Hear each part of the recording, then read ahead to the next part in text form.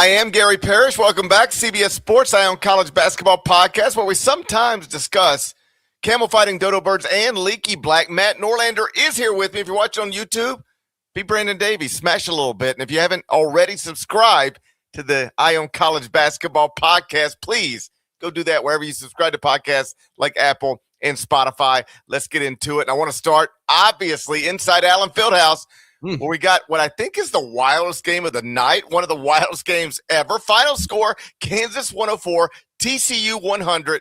It was in overtime, and that doesn't even begin to tell the whole story. Here's the story, best I can remember it. The Jayhawks were down 15 points with 4:59 remaining in regulation. It looked like they were headed for an 0-2 start in the Big 12, but they closed regulation on a 21-6 run to get the game to overtime after Darryn Peterson made 3 free throws with 1.7 seconds remaining in regulation to create the extra period. Clearly bothered again to some degree by his legs, the 5-star freshman, he did not play in the overtime, not even 1 second. Still, he finished with 32 points in 32 minutes, and Kansas got out of there with a victory. Norlander, I know you watched it. I saw you tweet about it. What did you make of what we saw inside Allen Fieldhouse last night? Folks, we are in mid-season form in a variety of factors. This is a loaded show. We have to start with Kansas. Parrish looks like he's on 2 hours of sleep after being in the studio. Four. Look at you. I'm on 4. I am proud of you for that. Yeah. I think he's rocking some sort of new age glasses. I don't think we have time on this show, but he's looking good. He's looking tired. It was an unbelievable. Tired. I thought I looked strong. You think I look tired? I thought I looked strong this morning. You got a little bit of red eye going on. That's okay though. That's because I had to sit next to Brent Stover last night. If you could pull up Inside College Basketball last night, I would encourage you to look at his eyes and then try to figure out what happened to my eyes, perhaps connected. Fair enough. Just an amazing. Actually, don't think it's connected at all. But I was going to roll with you. His eyes are ridiculous, and I gather mine are now too. Well, yes, and genuinely beautiful eyes on Stover. I've long held that opinion. Let's start with Allen Fieldhouse. There's a lot of stuff we got to touch on. I'm just going to say this off the top of the show. There is only one building that I trust, and this is the building. Yeah. How many times have we seen Kansas in a tight spot, seemingly on its way to a loss, only to find a way to escape? Now, it doesn't happen every time. In fact, a year ago, Houston memorably pulled off an outright stunner. It's been close to, I think that was more later in January, but we're coming up on a year since that happened. But I have seen Kansas dozens of times. There is a voodoo magic inside the walls and halls of Allen Fieldhouse, and it surfaced again.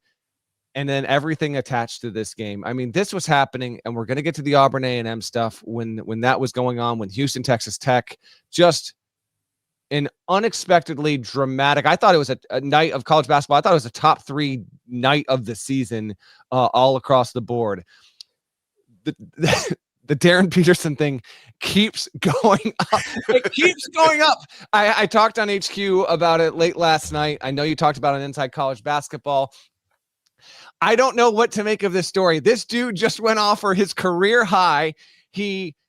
As he's turning to the bench to ask himself to come out of the game, it leads to a turnover and 14,000 people at the same time screaming, "Ah!" They're down 9 by that point. Oh my gosh. At that moment, 82-73, 2:25 to go, Kansas turnover, Peterson's motioning to the bench, take me out of the game. You could sense the meltdowns coming around that fan base entirely. TCU should have had this game. Melvin Counsell Jr. then once again transforms into the spirit of Michael Jordan on the floor. Okay. Then Peterson, he's got the wraps around his legs. Kansas gets the ball back unexpectedly with a chance, down 3. Then Peterson's like, I got one more in me. He gets on the floor, inexplicably fouled, 3 pressure pack free throws. He hits them all, then does not come back in the game. And then it's Melvin Council time. And in spite of all of this, in spite of like he's trying, he's in pain. They can't figure out how to get him in for everything they need. He's off the floor for overtime. Kansas wins anyway. He goes for a career high 32. It was insane. Just a wild, wild scene. Credit to David Warlock. He had this nugget last night. Right.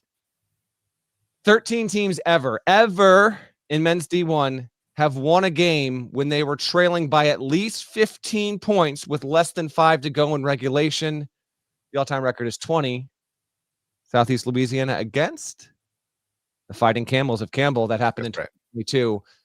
KU was down 15 here and got it to OT. They win it. TCU has now let wins against Kansas and Michigan right through the fingertips. I don't. They lost at home to New Orleans. That team, TCU, spooks me out. I don't know what's going on there.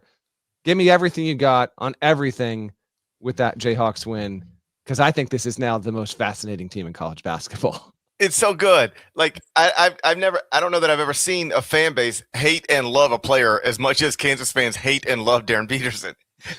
He drives them crazy, but then he goes out and gets 32 in 32 minutes. Like I remember when Kansas fans hated Hunter Dickinson. that made that I got that a little bit. I did too. And now there's this. It's just, oh boy. I mean, there's a moment last night where I'm like, wow, well, I guess Kansas really isn't very good for the 3rd straight year under Bill Self. That's wild. Didn't anticipate that ever. And they're down 15. It got so lopsided. Here's the truth. Spirit of transparency. We're out on set either live in a halftime and or pre-taping a late night show. This is happening at a time where we're focused on other things. So if I'm being completely honest, I did not see the TCU unraveling / KU comeback in real time. This is how bananas it was. We're on set and we're getting ready to do another thing and we're getting shot sheets. And at some point, somebody on set says, hold up, Kansas won? It was that surprising. What? Because it was already like a counting chickens before they hatch thing. KU is 0-2 in the Big 12 for the first time ever under Bill Self. It sounds like everyone in the studio didn't trust the building. That's what it sounds like. It got no. Hey, you know me. I'm a building truster. I'm ride or die with buildings, especially Allen Fieldhouse. This is the one building. I'm with you on this one. We're simpatico. I trust other buildings, but I trust this one perhaps the most, just like you. It was just like we're all watching it, and then it's like, okay, the game's over. Let's go do this other thing. And then we'll get the final score when we need the final score, but that game's over. Evidence being the David Warlock tweet. The game's supposed to be over. This doesn't happen. It doesn't happen on Tuesdays in January. It doesn't happen anytime ever.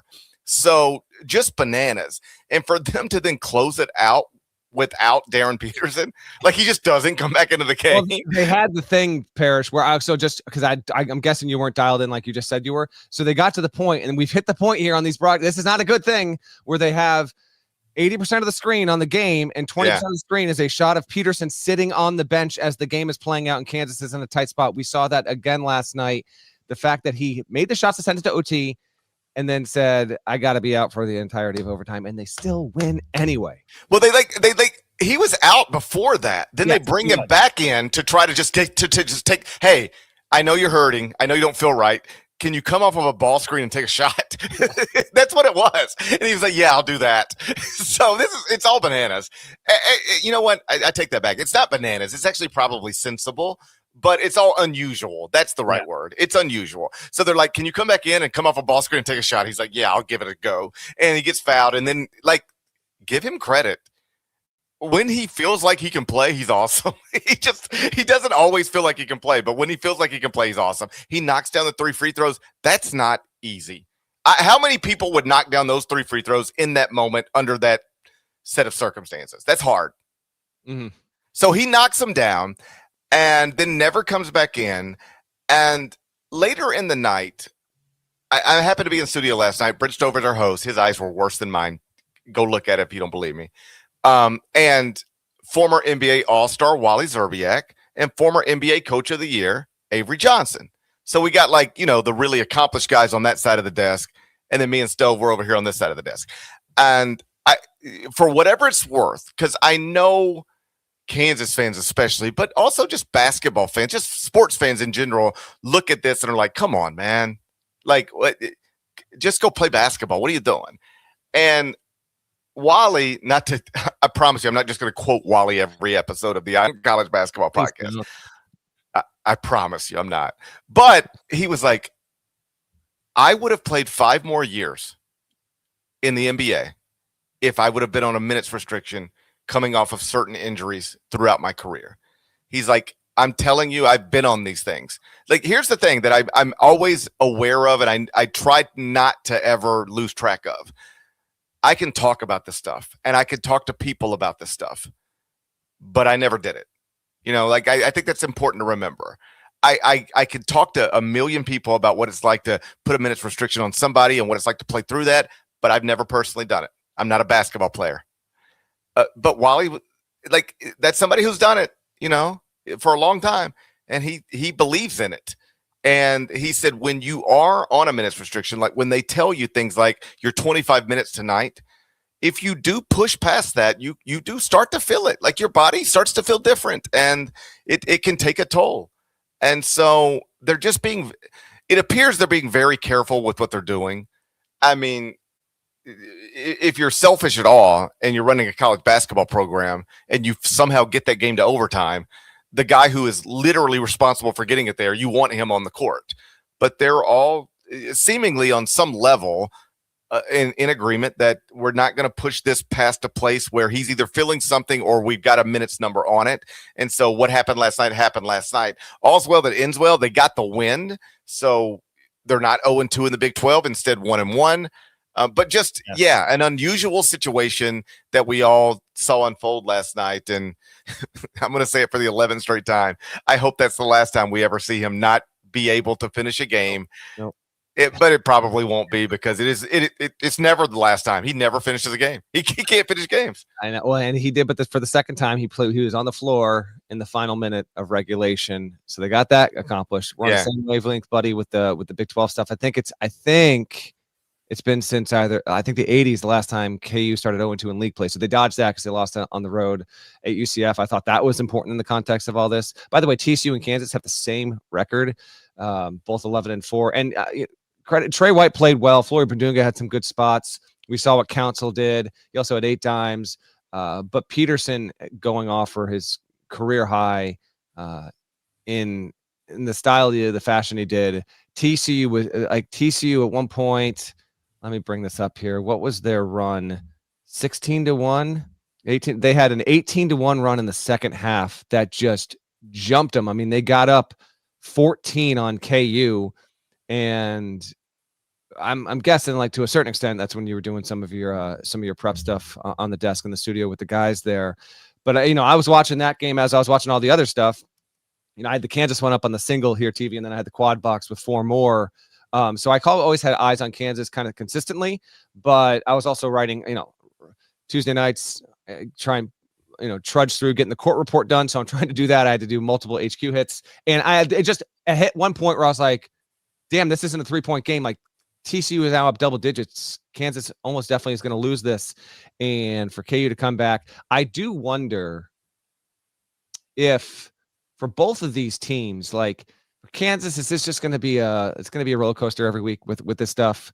Or for TCU to lose a game like this, how does that affect you? I don't know. I don't know if TCU is a tournament team or not, but this one was even more gettable than the Michigan one. And if it doesn't make the tournament, if we get to Selection Sunday and it's one of the 3, 4, 5 teams left out, we're going to know why that was the case there. If there's anything else you got, feel free to have at it. There's still so much more to get to, and I know we are on our own minutes restriction on this podcast today. So your legs might start to feel cramping up, GP. If you want to move on, we have plenty more to get to. I'm on a minutes restriction for this show, But like after this is over, I'm free to. I'm just gonna be going all night. So we'll see. We'll see if I start to cramp up or fall asleep at some point. Let's move on. Up next, we'll do the Wednesday Whiparound. First, though, let's get a word from our partners. When you need your sports news all the time, we've got breaking news to bring to you. CBS Sports HQ gives you a snapshot of all the sports that matter to you. When you need your sports in a snap, find it on CBS Sports HQ, streaming free anywhere you are. Oh, it's time for the Wednesday Whiparound. Let's start in the ACC. Final score, Duke 84, Louisville 73. No Michael Brown for the Cardinals. They still led by 12 points at 1 point, but Duke outscored them 46-26 in the second half at the Yum. Cam Boozer, 27 points, 8 rebounds, 4 assists. Another awesome performance from him. What'd you think about the Blue Devils? Get a nice win on the road. I think my primary takeaway from the game, and I know David Cobb wrote about this. You can read that at cbssports.com. In fact, Josh, we can toss his column into the pod description if you want for people to go give that a read. He was on hand there at the Yum Center on Tuesday night. It was the defense in the second half and the flip. I think this was the most important 20-minute half of Duke's season so far. Going into this game, Duke had allowed 3 consecutive opponents to shoot 53% or better for the first time since February of 2009, and this was pacing for 4 in a row. Louisville was at 1.35 or so points per possession in the first half, and then in the second half, Duke kept them under 0.7. The fact that they were under a point per possession, Louisville was at the end of the game, speaks to the intensity, tenacity, togetherness that Duke had on the defensive end. I haven't talked or texted with Shire. I can guarantee you that staff, by far, the number one takeaway is how we shut down a very dangerous offense. I know Brown wasn't on the floor. You saw how Conwell came out in that game. You saw that Louisville team in the first half. Even though this is now played without Brown for 5 games at this point, it looked like it was determined, motivated, every kind of box checked on how we're going to play, come out, and not let the fact that our most talented player not being on the floor is going to affect us from winning this game. Conwell was awesome. Ali Khalifa, I think they have 3 first half triples. They were just feeling it. Duke was down, and then in the second half, everything changes. It's the defense that's the biggest thing. Then it's Caleb Foster having it's a top 2, top 3 game in a Duke uniform. And what's wild, and this speaks, I said this on HQ, this speaks to Boozer's greatness. He goes for 27. He was, he was 10 of 12 from the field, 27 points, 8 boards, 4 assists, pair of steals, also did have 4 turnovers. And I'm not calling it workmanlike because that's a little too casual, but he is doing things now where we're just like, oh yeah, Boozer, 24 and 8. Yep, that's what he does. If you watch the game, you saw Evans was key. Evans' defensive step up, and then Foster consistently. Gungba got into some foul trouble. That was an issue that didn't hold them back. Dame Sarr also had some really nice moments in this game.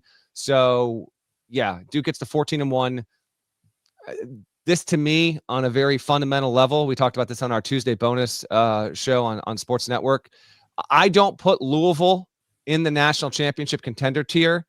I just below it, but a game like this is why. You're at home. I know you don't have your best player. You are up. You have Duke where you want them, and instead, they turn the tables on you. They shut you down, and Duke gets out of there, not just with a win. Duke gets out of there with an 11-point win.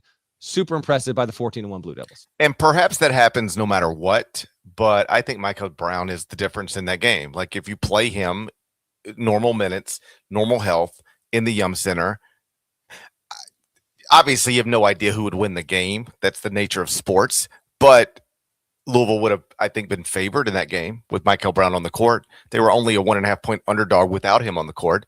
So more than anything, that's probably what it comes down to, or at least that's the biggest factor that played a role in the game. But for Duke, that second half on the defensive end, on some level, it's a byproduct of something they've emphasized, which is being long at every position. Last year, they led the nation in average height, throughout the roster. This season, when I glanced at KenPom, they're third. So they're just long everywhere intentionally.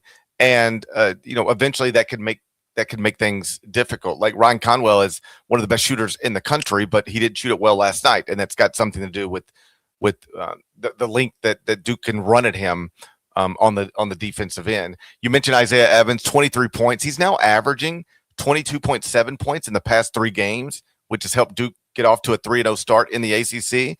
So this thing is starting to come together. When we did the Eye on College Basketball podcast on CBS Sports Network on Tuesday afternoon, and we're listing, in addition to the undefeated national championship contenders, 5 others. This is why I think both of us had Duke on our list. Mm-hmm. Because regardless of what you think Duke is on January 6th or 7th, clearly they've got, if not the best player in the country, one of the best players in the country, and enough interesting pieces around him where it'd be crazy to rule them out as a legitimate national championship contender. At some point, if John Shire keeps putting together rosters like this, it's going to happen, and it might happen in 2026. It might happen in a few months. Yeah, without a doubt. These teams play again before the month's over. Louisville will travel to Duke on January 26th, and we'll see. You would think / hope that that Brown is back and well back at that point, and he's able to play, and maybe we can get a good one there. But this Duke winning on the road, we'll see how it all goes. But this could wind up being a decisive game for the ACC regular season championship. We can keep the tour going because there is so much to get to. What do you want to go to next? The stuff that went down in Houston, or what? Yeah, let's move to the Big 12, and we'll stay here for a minute. Final score, Houston 69, Texas Tech 65. Kingston Flemings got 23 points, 5 assists. He's awesome, as we've talked about before. Houston, that's another one. They look like they were in jeopardy, of losing a big game at home, but somehow, some way, pulled it out. They're now 14-1, lone loss to Tennessee by 3. And I remember the numbers from last night. It's somewhere around here. They're like 46-1 in their past 47 home games. The lone loss in that stretch is a loss to Texas Tech, but they were able to avoid a second loss to Texas Tech last night. I said on Inside College Basketball, and it's got, then they clipped it and put it on Twitter. So, hey, pro tip. Don't tweet something like what I tweeted last night until after the game goes final, because then you're just stressed out the whole time. Like, you can't say things on TV. I mean, you can say whatever you want on TV, but it's not great to say on TV. If I had to pick one national championship contender right now, I ain't talking about resumes or who would be the 1 seed right now. I'm talking about Houston. They almost lost the game. Is that what you're saying? Yes, it was tough. I was stressed. I was stressed for 2 straight hours. I was having a pretty good Tuesday, and then I was like, why did I say that and clip it and tweet it? Now I'm just setting myself up. And so I was like on TV looking all smart and stuff. Look at my glasses. They automatically make you look smart. And I was like, man, I tell you what, if I had to pick one team to win the national championship right now, it'd probably be the Houston Cougars. I felt great about it. And then they were down. And I was like, Jesus Christ, I keep walking right into these things. If it ain't St. John, I thought maybe you can't trust. You also had some Bennett Stirtz, first team All-American. And oh my God, that was the other thing. Plenty of stuff to discuss. There was no, trust me, that was in my head too. All right. So I'm like, all right, I've had a St. John's problem basically from day one. All right. Now I got a Bennett Stirtz problem, and now I got a Houston problem. What am I doing? Like, I was starting to go, like, what do I need to just, like, there's sometimes it's like, you ever watch Ryan Clark on TV? I mean, I've seen the man talk on television. I understand what you're getting at. Yeah, there's sometimes where I'm like, yo, man, you just need to like just take 2 days and just unplug and stop talking for a minute. And now that's you. I felt for different reasons, for obviously different reasons. But I was between Bennett Stirtz and Houston. I was having a rough Tuesday night. All right. And so I was like, maybe I'm Ryan Clark. I've been watching Ryan Clark and be like, man, you need to take a deep breath and relax for a second. And I'm like, well, maybe I'm Ryan. Maybe I'm the new age Ryan Clark for different reasons. But maybe I'm Ryan Clark for different reasons. It's like that meme. Are we the bodies? Yeah, maybe you do it to yourself. And I was like, and so I could not be more disappointed in Bennett Stirtz. We'll get to him, but bro, that was a wide open 3 at the buzzer. Wide open. Make the shot, man. You know how hard it is to get in front of a MacBook? Do you know how hard it is to get in front of a MacBook and say Bennett Stirtz is better than you? I was fighting for Bennett Stirtz, and then it's a wide open 3-pointer last night. I'm sitting in front of a MacBook talking about Bennett Stirtz. I'd put him first team All-American, even ahead of Braden Smith. Wide open three, just missed it. And then Houston, so that happened. Then I'm dealing with this Houston thing. I'm like, Jesus Christ, I feel like Ryan Clark. JC blasts are just dropping every 90 seconds. They won the game. You're okay. They got the game. Thank God. Kingston Flemings, God. 6 on the shot clock, turns a 1-possession game into a 2-possession game. Made you look good there. We talked about him on the Tuesday Network show. Finished 23 points, 5 dimes. If you watch the game, and credit to Houston in general with its defensive attack, it switches. Chris Anderson, 7 points in this game. 3 turnovers. He did have 7 dimes, and it was a really good game, compelling game. You mentioned the one loss. That was we mentioned that on our year in review show. That was the game that Toppin got ejected. Grant McCaslin got ejected. Texas Tech still won last year at Houston. The Cougars avenged this.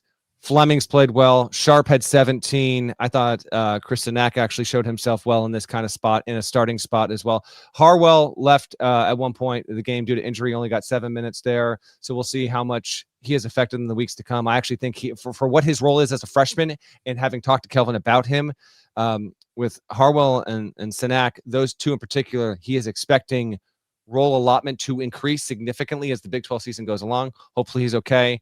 Houston winning with Flemings. That's the story. Flemings is a stud. He is that guy. He is becoming one of the most watched players in college basketball. He is the next great Houston guard. We're getting them down the conveyor belt every single season. Now it's him. He gets the win. Houston wins at home to remain 14-1 and on the short list right there with, I saw a little bit of like, we've been sleeping on Houston, all this stuff. I wrote the column the week of Christmas when they beat Arkansas that said this team is as capable as any team out there.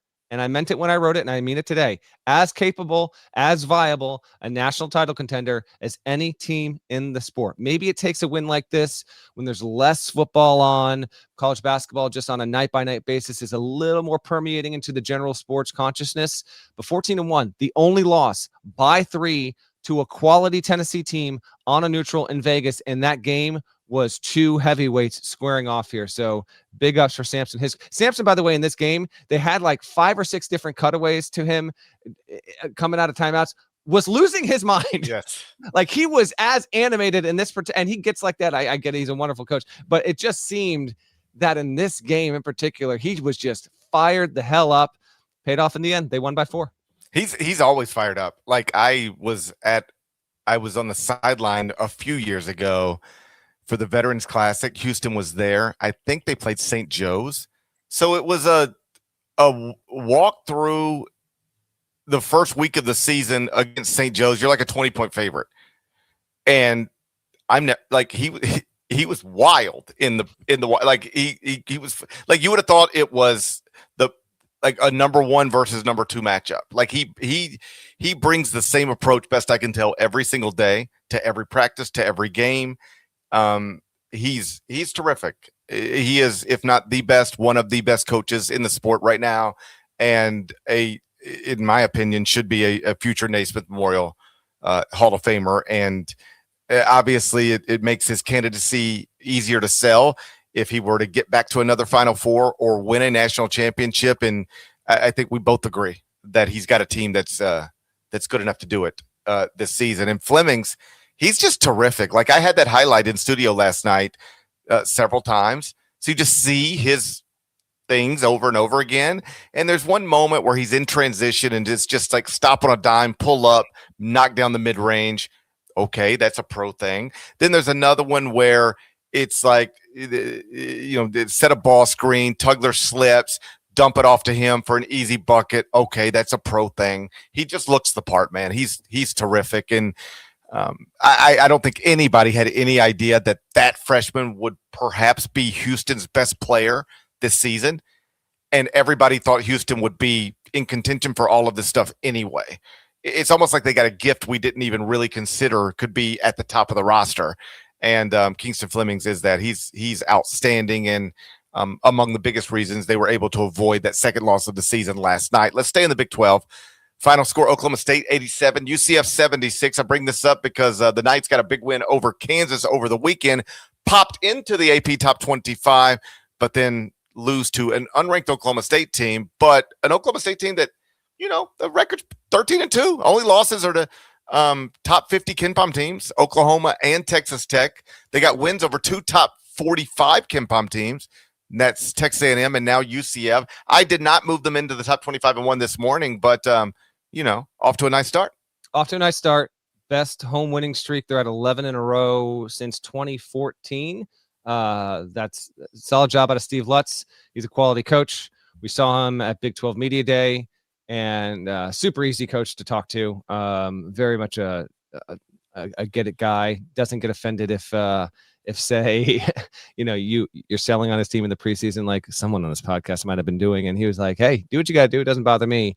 And he just said, like, I'm just telling you, we will not be outside the top 70 this year. Right now, Oklahoma State is at 58 in KenPom, but it's rising. Next one's a toughie. They're at Iowa State this Saturday, but let's circle back in a couple weeks and let's see if the Cowboys actually have built out a really quality record. Can they get out of January with 4 losses or fewer? If they can, they're obviously going to be in the NCAA tournament picture. If I may, can we swing over to Pennsylvania? Because we were one shot away from leading this podcast with a different story altogether. And that is the genuinely shocking way that Michigan played out against Penn State on Tuesday night. Now, again, we just one interesting result after another.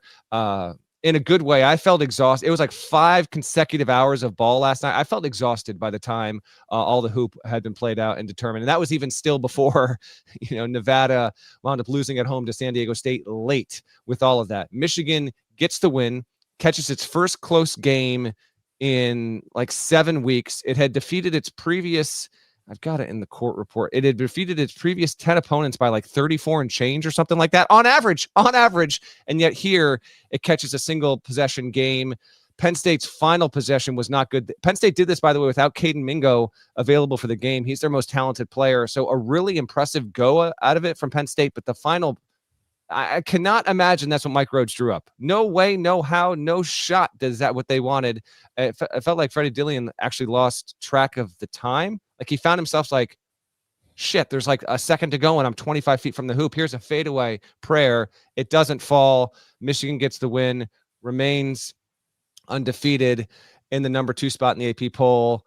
Thoughts on the game? And oh, by the way, we've the first time podcasting here on YouTube since we did that. Michigan is number 2 in the AP poll. Arizona is number 1. They are separated by not a single vote, a single point. It's the closest margin in the AP top 25 at the top of the poll since there was a tie for number 1 back in the early 1980s. So there's not that much separation. What was your takeaway? How much you get to see of the Wolverines escaping their first defeat of the year? Yeah, obviously you don't want to be in a 1-possession game with Penn State where a ball's in the air, and if it happens to fall through, because any ball in the air could, you take your first loss of the season. Not a good loss. So to get out of there, if you're Dusty May, I think you're frustrated with perhaps how your team played, but grateful that you've still got a 0 in the loss column. And truth is, they probably needed something like this. I don't know if you saw the quote from the previous Michigan game. I guess that might have been the USC win by 30.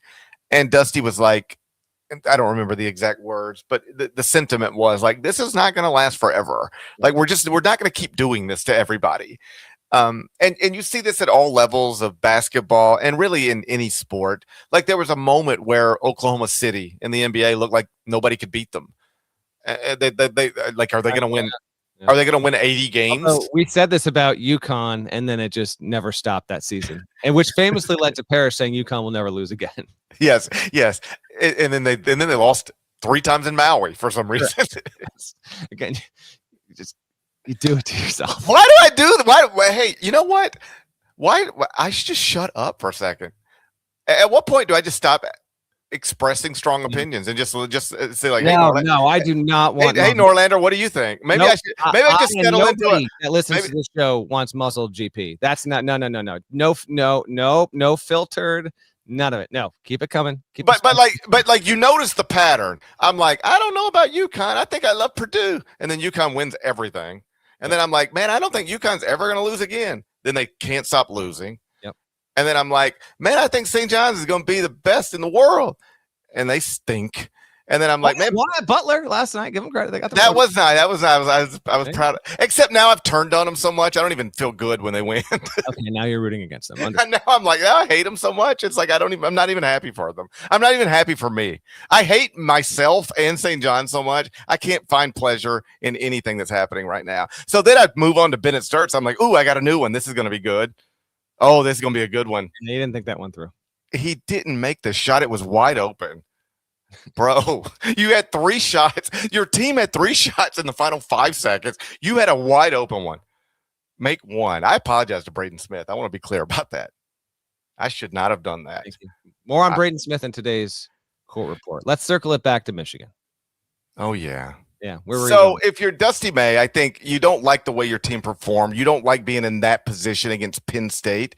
But maybe you like being able to wake up today, get back into your gym and be like, hey, all right, guys, you see, this is real life. We don't just beat everybody by 30. You have to show up. I've talked to coaches long enough to know that when you don't want that to happen, but when it does and you can escape without it being a loss that cost you something, you can turn it into a teaching tool. And I imagine that's what's happening at Michigan today. That close loss over Penn State is turned into a teaching tool where perhaps you got your players' attention a little more than maybe you had it 2 days ago. Yeah, I think that's the case. And this was a game where, have it on. They're up. Penn State's making it close. Okay, 5 minutes to go. Got to keep eyes on it. And then it turns into we really might have something here. And listen, for Penn State to play it that close is a credit to the Nittany Lions. No, they're not going to be satisfied with it. I get that. But I went on HQ during the day yesterday, and Haley Sutton asked me, so Penn State got any chance? I pulled a GP, folks. I was just totally dismissive. I said, I don't think Mike Rhodes is going to see this before the game, but I apologize, Mike. Your team has no chance tonight. I was wrong. Yeah. Had a chance. Not only had a chance, ball was in the air. Everything that preceded it in the 8 seconds leading up to that, not good, but they had a chance. They can't get it done. Michigan wins. Yaks only had 10 in this game. Kind of dispersed all around. LJ Kaysen came off the bench to lead the team with 14. Yeah. We'll see if this is okay. Let's get on. Now we see what GP was just saying. Can we focus here? Wisconsin's next, at Washington, at Oregon, West Coast trip.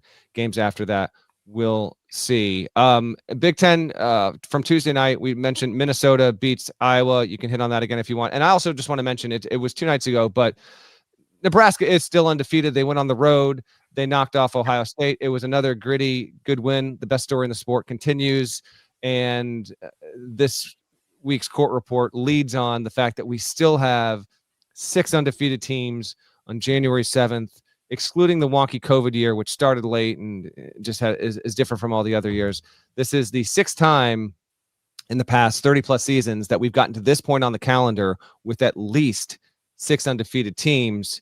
If you're curious about, you get that many undefeated teams into this part of the season, how many of those, say, win the title or make the Final Four? You can read the court report later. I did the data dive on that. I do think that having this many at this point just increases the special nature of what we got going on here. Any thoughts, additional thoughts on Iowa or Minnesota? Obviously, Nico Medved off to a good start at 3-1, or anything from Nebraska on Monday night? I mean, the shot was wide open. Bennett Stirtz. It was. Just make it. He'll make that 9 out of 10 times in at the NBA Combine. Which is why the game tape always matters more. Oh no. So that was that. Whatever. On the Minnesota side, the Kate Tyson story is kind of awesome. Mm-hmm. Yeah. He was a really nice player at Belmont. He's from North Carolina. In this era of college basketball, we talked about this 2 off seasons ago. I held it up as how great is it? Another one? There's another one. There it is. I was like, hey, how great is this? He had Kate Tyson as a preseason second-team All-American. No, that's not true. I will not be held responsible for things I never said or did. All right, I do enough dumb stuff and say enough ridiculous things. I can't be held responsible for Kate Tyson as an All-American. I never said it, but I was like, he's from North Carolina. And out of high school, clearly, he wasn't a North Carolina level recruit. He was a Belmont level recruit. So he went to Belmont. as you would. He was awesome at Belmont. And this wouldn't happen in different eras, but in this era of NIL and revenue sharing and transfer waivers, a North Carolina kid gets to go back home. Hubert Davis says, man, maybe I didn't recognize what you could be when you were coming out of high school, but I see it now. Come on home, be a Tar Heel. Maybe one day your name will hang up there next to Michael Jordan. I don't think that's what Hubert Davis told Kate Tyson. I bet he did. Okay, so you don't want to be held accountable for things that you didn't say, but you want to put words in other people's mouths that they probably didn't say. That's exactly right. Okay. I don't mind that at all. I have no reservations about that at all. I have no reservations about putting words in Hubert Davis's mouth. So back to my made-up story. He's talking to Kate Tyson. He's like, man, you should come back home, be a Tar Heel. Maybe one day you can be Michael Jordan. He told Kate Tyson you can be Michael Jordan someday. And so obviously you're not going to turn that down. And I was like, what a nice story. While everybody's like thinking NIL and transfer waivers are the worst thing that's ever happened in college athletics, what a nice story. And then it led to like the worst basketball year of Kate Tyson's life, I imagine. He couldn't get off the bench and barely did anything. So he had to move again out of North Carolina for the second time. But it's going crazy good at Minnesota. He got 21 points last night. He's been terrific. He's now averaging like 21 points, 5 rebounds, 3 assists. It didn't work at UNC, but it's working now. And that was a nice win for your nemesis, Nico Medved, last night. Yes, 5 in a row for Nico. And the next 2 are also at home against USC on Friday and the next Tuesday against Wisconsin. Gopher fans, you've got a chance here to be 5-1 in the league. And rest assured, we will have more to talk about Nico Medved's program if indeed they can pull together some more victories. That was a natural fit when he was hired, and it's nice to see that Minnesota's off to some good gains here. Not a projected tournament team necessarily at this stage, but has defeated Indiana. Now you got the Iowa win. Let's see if they can build on more. We have to transition to the SEC. I'm sorry, Auburn fans. We gave you more than 40 minutes before we got to this point. I mean, there's other stuff to talk about in the league. I'm sorry. We have to start on Texas A&M 90, Auburn 88. This game was bat bleep. The wild swings.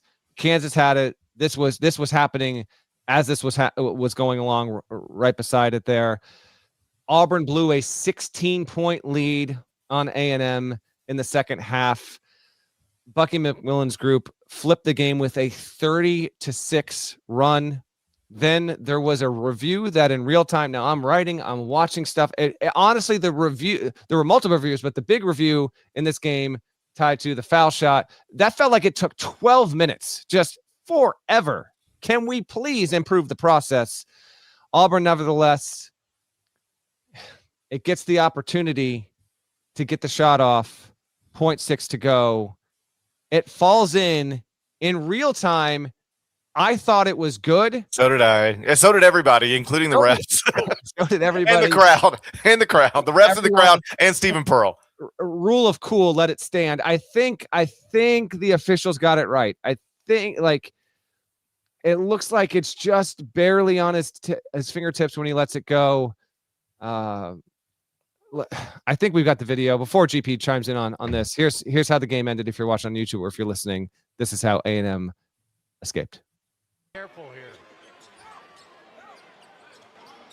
Comes in for the win. Good if it goes. Got it! He got it! Unreal!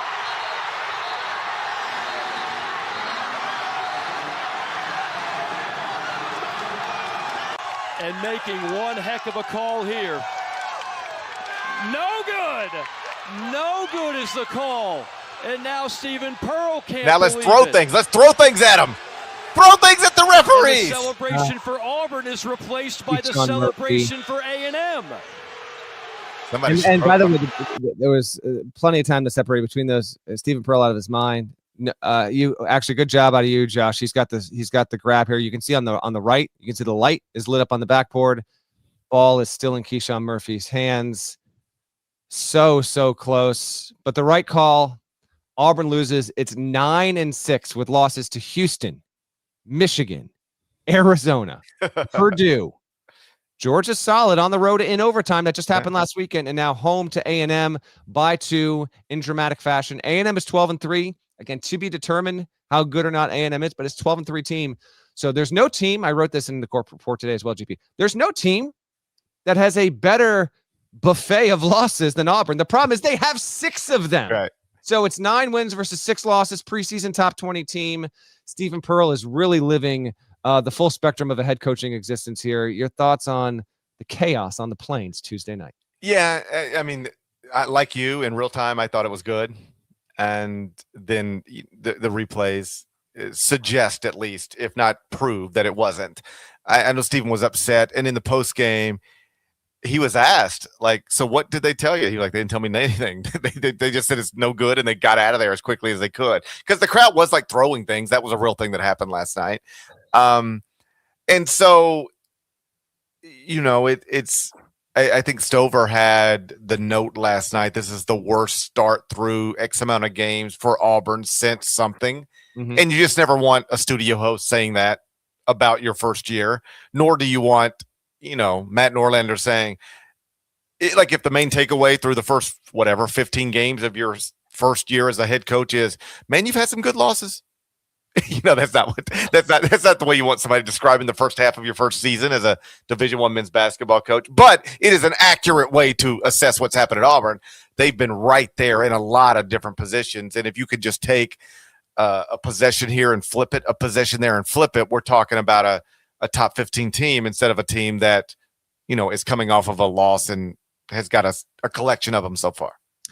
This image, if you're watching, where it's got, I don't know, Stephen Pearl looking at some sort of video iPad. I assume that's this woman is an Auburn employee. This look. I know what he's doing. He's looking at the iPad. You know what he's saying right there? The quote, tweet, joke possibilities for this shot are endless. What's he saying, GP? He's saying, Grok, get that ball out of his hand. No. I thought he was saying, I'm the eldest boy.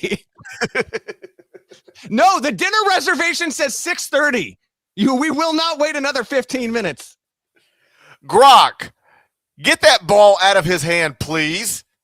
And then you look, and then you scroll down, and the ball's not in his hand anymore. Grok's wild, man. You ever see him do that? You know, Grok lives down the street from me, right? You know that. Grok is like in. I don't know what to do with that statement. I thought we were talking about Auburn losing and heartbreaking. Oh no, we've changed the subject. We're now on to Grok.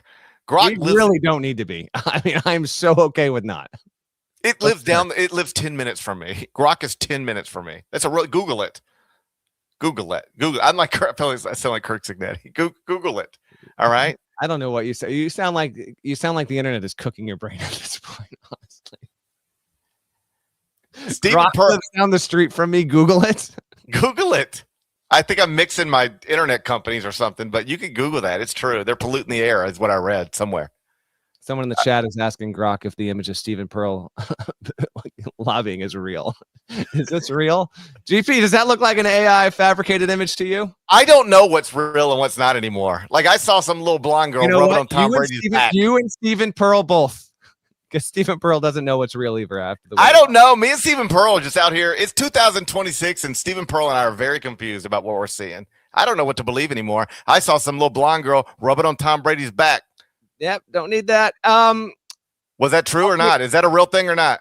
Bucky McMillan on the post-game interview TV could not even hear the studio crew, because the crowd was yelling and going after the officials and profanity laden rants and all that stuff. Just an insane scene. I mean, the first big weekday of ball in 2026 did not disappoint. We still have more to get to, and we're running out of time.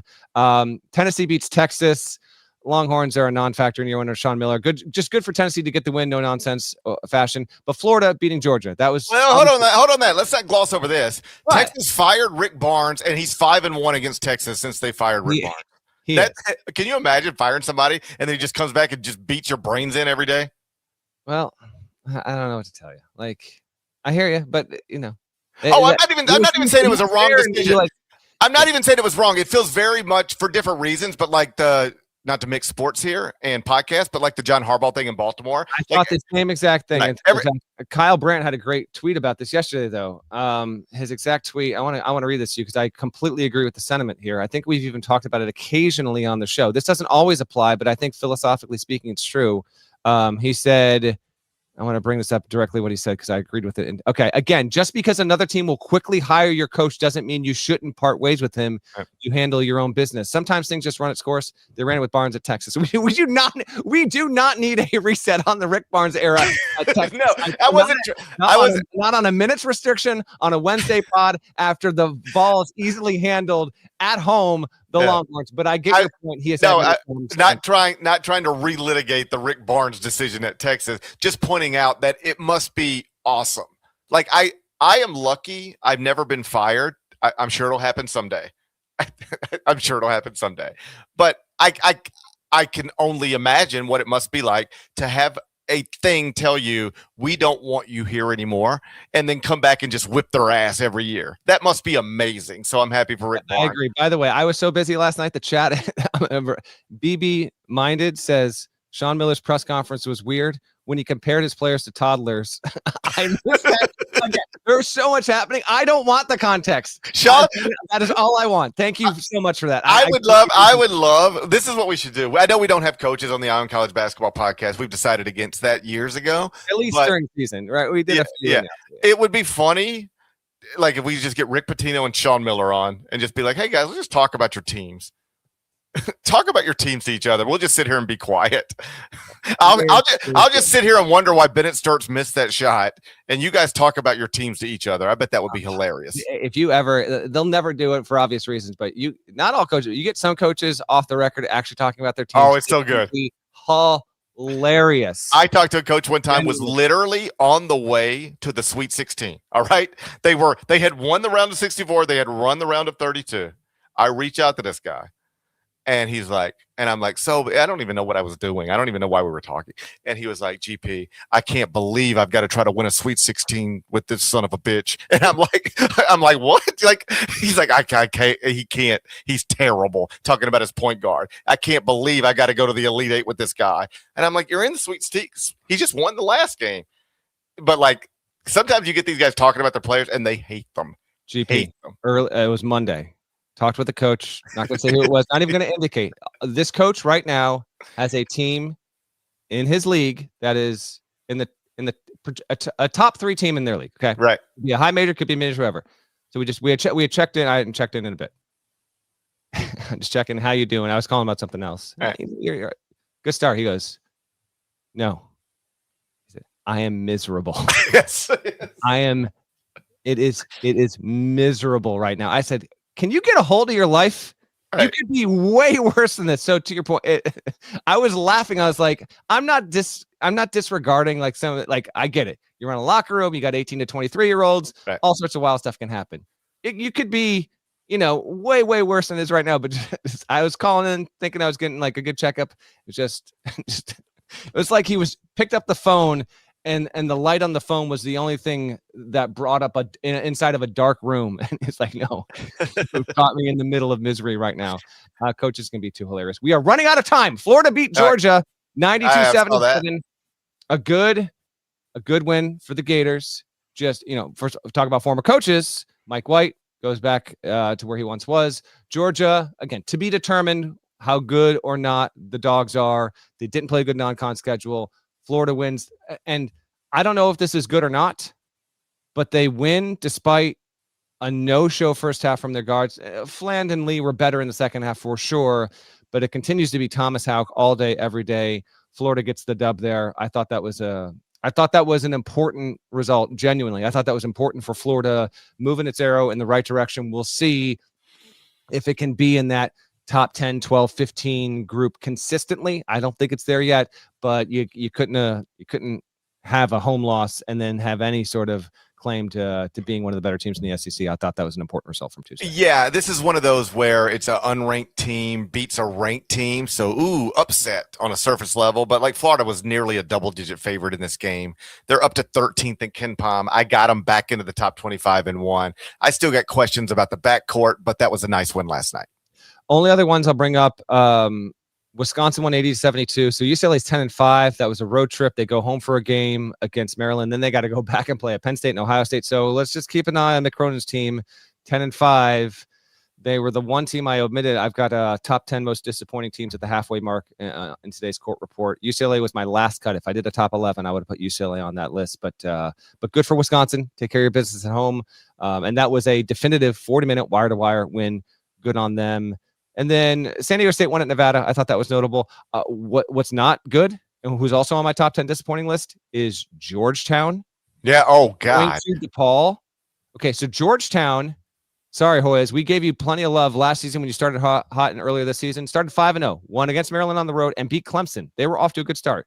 Since then, Georgetown 4-6, including a loss at home to St. John's last week, and then Tuesday they go to DePaul. They lose 56-50. 1 for 23. That is one of those stat lines where it sticks with your coaching career. Yes. Forever. 1 for 20. It's not just 1 for 23. And all due respect to DePaul, it's 1 for 23 against DePaul. Georgetown is 9-6. It has careened off the tracks. It's back in irrelevance. It really is a shame. We're still middle of the season. The Big East is in some ways, from 2 to 11. In some ways, I guess it is open. So, perhaps we'll see one of these teams in the league turn it around, but it doesn't look like it's going to be Georgetown. That was a notorious second half no-show by the Hoyas there. Had to mention it before we got out of here. If you're going to go 1 of 23 from the field in the second half, you got to do that against Houston. Yeah, pretty much. That's the only team where it's and let me be clear. Either the Cougars or the Rockets. Doesn't matter. Either one. All right? That's acceptable. 1 of 23 against the Cougars or the Rockets. No, actually, I don't think it's defensible against the Rockets. I take exception to that. It's only the Cougars. The Rockets got linked at all positions. They can the Rockets can provide some linked problems for you. So I would accept 1 of 23 from the second half against the Rockets or the Cougars, but not against the Blue Demons. That is unacceptable behavior. It doesn't.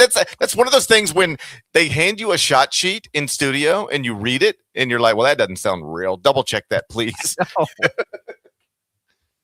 Double check that, please. Can you get me a pronunciation on this name? And can you double check that they really missed 22 of 23 shots? Avery Johnson, I was in studio last night with Coach Avery. He's the best. Love Avery. You know what? Everybody should love Avery Johnson. He's great. Like the best. I don't just go out of my way to say people are the best. But I'm telling you, if you've never met Avery Johnson, but all you do is like you grew up watching Avery Johnson play, and then you watched him become an NBA Coach of the Year, and now you've watched him on television, and you're like, man, he seems like a nice guy. You couldn't be more accurate. Like the best of the best. Like you wonder, you start to question yourself when you spend too much time around Avery Johnson because he just seems like he's just the best. He's the. Like his name hangs in the rafters of an NBA arena, all right? And yet he's just the most normal man you've ever met in your life, and also just the most pleasant. So I was in studio with him last night, and at some point he raised his hand. He's like, "I've been retired for a while, but I think I could have got you a couple of buckets in the second half." Yeah. No question. He could definitely provide that. No doubt. I think what he actually said was me and Wally, because they had their little NBA side of the desk over there last night. So they were over there talking about their pension plans and all that stuff. And I said, and by the way, you should see their pension plans. It's amazing. I'm sure they're wonderful. Oh, buddy, man. I've always thought I should have been a little better at basketball, but it was re-emphasized last night when I started. You never had a chance. I got into a discussion about pension plans. I'm like, man, Jesus, I should have been a 16-year NBA veteran. I don't know why I didn't do this. So I think what Avery actually said was, me and Wally could have got you 2 buckets in the second half against DePaul. And I raised my hand. I said, I think I could have got you a couple myself. And they didn't disagree. That was wild. This Ed Cooley thing's not going so well, unfortunately. It's not. Well, it's not behind the pace, for sure. How about this? The Eye on College Basketball Twitter account last night tweeted like, hey, what should we open the show with last night? And one of the replies was something about Ed Cooley, and you can go look it up if you want to. Wild night. We had the poll in the chat was, what was the wildest part of Tuesday? The options were Kansas, TCU, Houston, Texas Tech, Michigan, Penn State, and Auburn A&M. Kansas won the poll 53%, Auburn 24% in second place, Michigan at 16%. It was a wild, wonderful Tuesday night. Let's look ahead to Wednesday. What do we got, GP? Okay, we had a triple header on CBS Sports Network tonight. I'll be in studio all night with Adam Zucker, Roy Hibbert, and Avery Johnson. So that's going to be a fun. Got to talk to Roy about his Hoyas. Yeah. He was excited. Last time I saw Roy, he was kind of excited about his Hoyas. I wonder how he's feeling today. I'll see him in a few hours. He's got that NBA pension. I think he's still doing okay. Man, those pensions are nice, man. Look into that. Yeah. Look, man, get your. I know you got your little boys. Get them some individual lessons. You might need to put them in individual workouts. Those pensions are nice. My older son had his second game of the season last night. I dialed into that right before the 7 p.m. tips, and extremely impressed by the defensive effort. Got to work on the hands, but we got time. Yeah. Sounds like a Hoya. Triple header tonight on CBS Sports Network. 5 o'clock Eastern. My son is ever good enough to be recruited and play at Georgetown. I'm going to be cool with that. Continue. We'd take it. Furman at Chattanooga, followed by St. Louis at VCU. Hey, every once in a while, almost every day, somebody's like, why don't you rank St. Louis? Because I don't think they deserve to be ranked is the basic answer. But looking forward to seeing them tonight. And then Davidson at Loyola Chicago. Elsewhere in the sport tonight, number 3, Iowa State at Baylor. Mm-hmm. I know the Cyclones are undefeated, but they have not played against a former draft pick yet. So over under. Hold on. Najee played 17 minutes? Let me look here. We're gonna do the over under here. Najee he played 17 minutes and managed to ruin college basketball in those 17 minutes. Yeah, I gotcha. Killed the sport. Killed the sport. 17 minutes. Over under 17 and a half minutes for Najee against Iowa State. Oh, we got to go over. If you have a former draft pick, you should play him at Hilton, I think.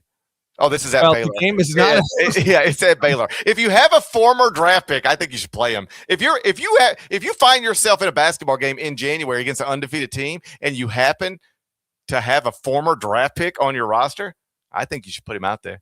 Okay, that's what I would do. What else we got? You're missing the biggest game so far. Number 4, UConn is at. Where's UConn? Providence. Okay, our buddy Fanta's on the call. Okay. UConn at Providence is always a lively affair. Providence coming off the win against St. John's. We'll see how the Huskies do in Hostel. Yeah, Dan Hurley could say something to anybody, right?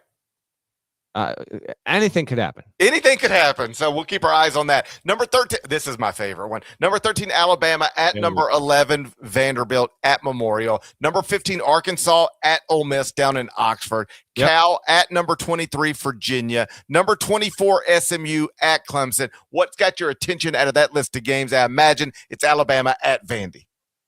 Yeah, watchability index off the top of my dome for tonight. I'd go Bama Vandy 1, SLU at VCU 2 on our air. That's a really terrific A10 matchup.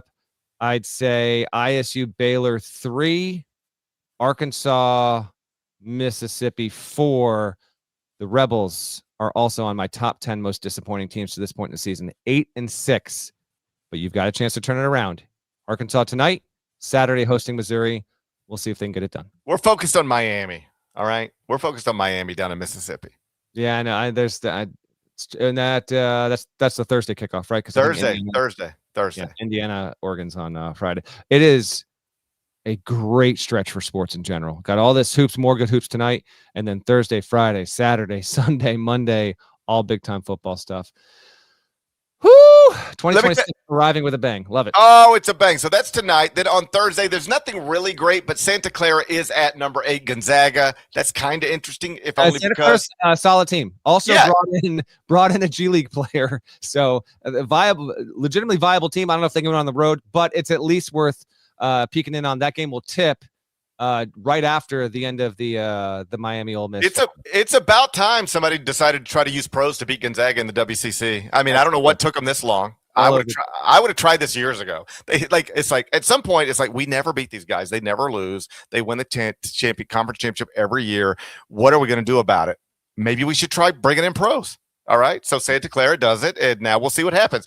4-0, both teams are in the WCC. Santa Clara 13-4, top 60 at KenPom. So you can watch that on Thursday night or just catch up on season 2 of Landman, streaming now on Paramount Plus. Shouts to Devin Downey. Shouts to Chester, South Carolina. Shouts to Terry Teagle. He's a legend. Shouts to Billy Bob Thornton and Allie Lauder and Michelle Randolph. Huck, Larnell, thank you guys once again for watching and listening to the Eye on College Basketball Podcast. If you're not subscribed, please go subscribe anywhere you subscribe to podcasts, Apple, Spotify. More of us than there are of them. That should be reflected in the comments. I see Michelle Randolph on TMZ with Glenn Powell. I think she's one of us. All indications point to the idea that she's one of us. So please go subscribe. Leave that message in the comments, and we're going to talk to you again on Friday morning. Till then, take care.